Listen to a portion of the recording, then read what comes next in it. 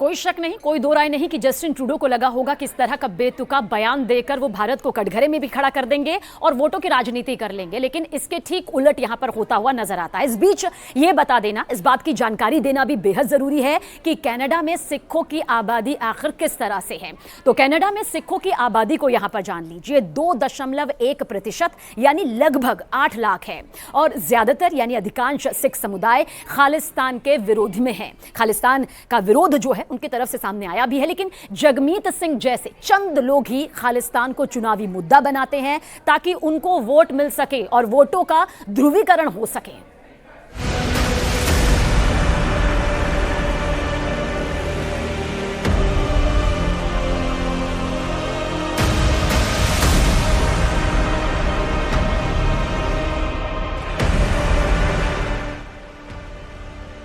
Justin Trudeau की Canada के अखबारों में खुलकर आलोचना हो रही है। यहाँ एक और बात भी अहम है। जस्टिन ट्रूडो की लिबरल पार्टी को 160 सीटें और 32.62% वोट मिले थे, जबकि कंजर्वेटिव पार्टी को 119 सीटें और 33.74% वोट मिले थे, यानी पॉपुलर वोट कंजर्वेटिव पार्टी को ही ज्यादा मिले हैं।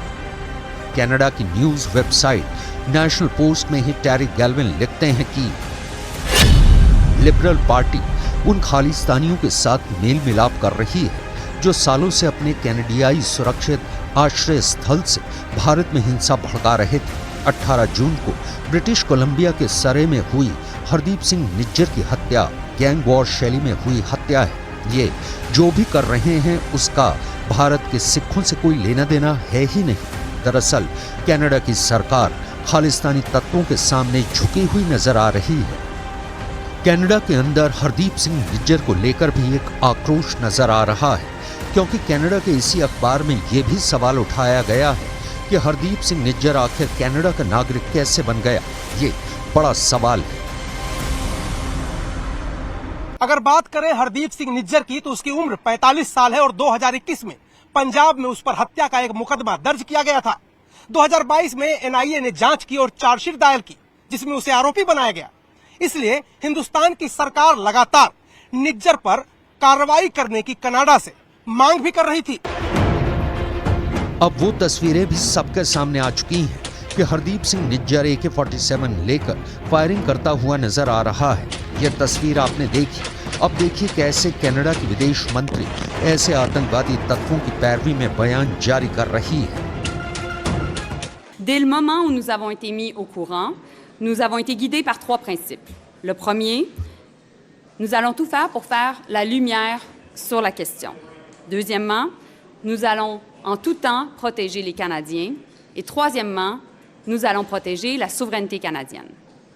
J'ai transmis ces principes à mon homologue indien et j'ai aussi dit que nous attendons à leur entière collaboration afin de faire la lumière sur la question. Et c'est pourquoi aussi, aujourd'hui, j'ai expulsé un diplomate indien du plus haut niveau. दरअसल हकीकत ये है कि Justin Trudeau ने न सिर्फ Canada की संसद की गरिमा को ध्वस्त किया है, बल्कि सीधे सीधे कनाडा और भारत के रिश्ते को भी बिगाड़ने का काम किया है। अपने व्यक्तिगत राजनीतिक स्वार्थों के लिए और अपनी प्रधानमंत्री की कुर्सी बचाने के लिए ट्रूडो भारत के साथ व्यापारिक वार्ता से भाग रहे हैं और इसके लिए उन्होंने कोई स्पष्ट कारण भी नहीं दिया है। कनाडा की न्यूज वेबसाइट नेशनल पोस्ट में ही टेरी गैल्विन लिखते हैं कि निज्जर एक प्रमुख खालिस्तानी अलगाववादी था जिसने शांति का जमकर विरोध किया था। वो आतंकवाद से जुड़े कई आरोपों में भारत में वर्षों से वांछित था। ये निश्चित नहीं है कि निज्जर को कनाडा की नागरिकता कैसे प्राप्त हुई। कनाडा की सरकार ने ही शरणार्थी दर्जे के लिए निज्जर के आवेदन को 2 बार 1997 और 2001 में खारिज किया था। जस्टिन ट्रूडो खालिस्तानी नेता जगमीत सिंह की लिखी स्क्रिप्ट पढ़ रहे थे, इसलिए उन्होंने निज्जर जैसे आतंकवादी को कनाडा का नागरिक बताकर खूब आंसू बहाए, लेकिन उनके इन आंसुओं से कुछ बदलने वाला नहीं है। जस्टिन ट्रूडो की लोकप्रियता लगातार घट रही है। कनाडा के एक सर्वे में दावा किया गया है कि पिछले 55 सालों में जस्टिन ट्रूडो सबसे बेकार प्रधानमंत्री साबित हुए हैं। घर में ट्रूडो की भद्दपिट ही रही है और अब बाहर भी कनाडा के प्रधानमंत्री का पर्दाफाश करने के लिए जल्द ही कई कदम उठाए जा सकते हैं। भारत सरकार फिर क्वाड का सम्मेलन भारत में करने जा रही है, जिसमें अमेरिका, ऑस्ट्रेलिया और जापान के प्रतिनिधि आने वाले हैं।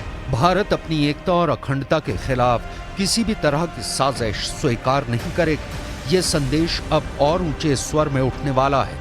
दुनिया में भले ही ट्रूडो कितने ही रोते रहें, लेकिन दुनिया की 5वीं बड़ी अर्थव्यवस्था का साथ हर किसी को चाहिए।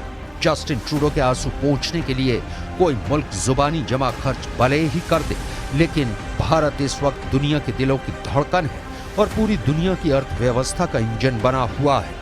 ट्रूडो और उनकी खालिस्तानी टीम के पास अब सत्ता के बस कुछ और ही दिन बचे हैं, क्योंकि खालिस्तान का ही मुद्दा अगले चुनाव में जस्टिन ट्रूडो को डुबो देगा।